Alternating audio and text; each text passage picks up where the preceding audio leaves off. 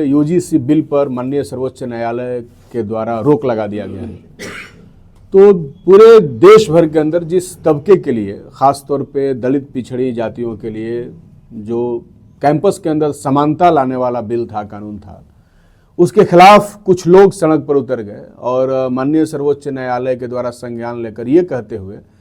कि इस बिल से समाज के अंदर या कैंपस के अंदर कह लीजिए कि असमानता होगी, बच्चों के बीच में आपस में विभेद बढ़ेगा, और ये कहते हुए कि यूजीसी बिल का जो उद्देश्य है वह स्पष्ट नहीं, अस्पष्ट है, उन्होंने रोक लगा दी है। और उसके बाद देश भर में जो यूजीसी बिल के लिए लंबे समय से संघर्षरत लोग थे, जब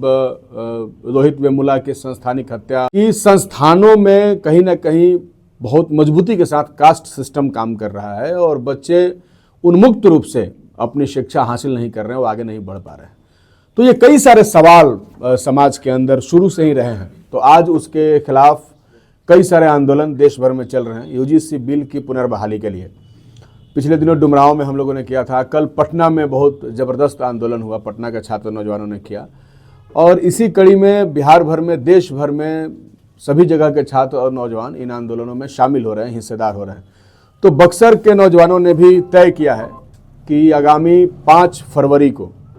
2026 को 11 बजे से नौजवानों का एक विशाल मार्च बक्सर शहर में निकलेगा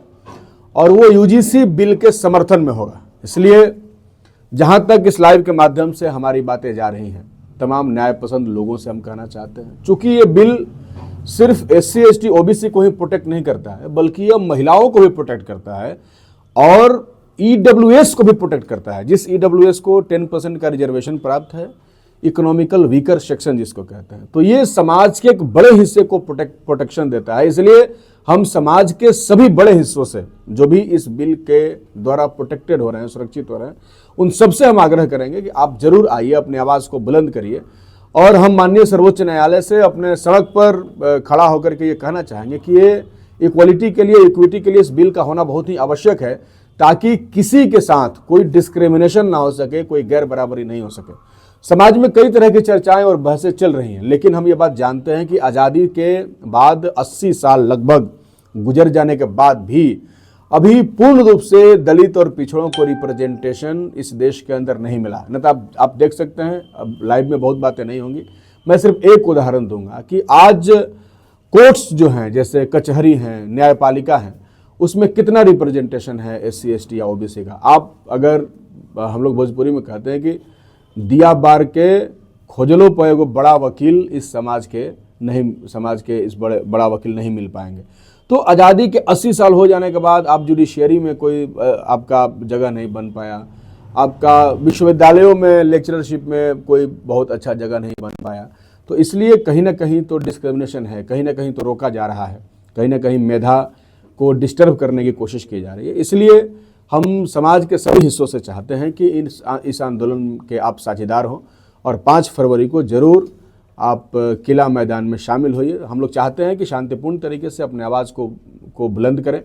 और हमेशा ही डिस्क्रिमिनेशंस के खिलाफ, जब भी डिस्क्रिमिनेशन समाज के अंदर हुए हैं, गैर बराबरी समाज के अंदर रहा है, तो हमेशा ही उसके खिलाफ कानून बने हैं। और जब भी कानून बने हैं तो जो लोग चाहते हैं कि गैर बराबरी बना रहे, जो लोग चाहते हैं कि जिनको जन्मजात अधिकार मिला है किसी के ऊपर जुल्म करने का, अत्याचार करने का, वो चाहते हैं कि अधिकार उनके लिए सुरक्षित रहे, वैसे ही लोग सिर्फ इसका विरोध कर रहे हैं। मैं तो ये भी मानता हूँ कि सामान्य जातियों का भी एक बड़ा हिस्सा जो है वो हमारे सपोर्ट में है, वो इसका विरोध नहीं कर रहा है। इसलिए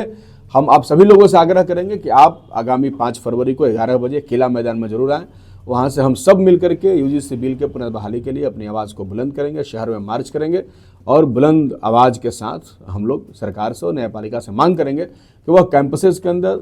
इक्वलिटी के लिए इस बिल को जरूर पुनर्बहाल करें।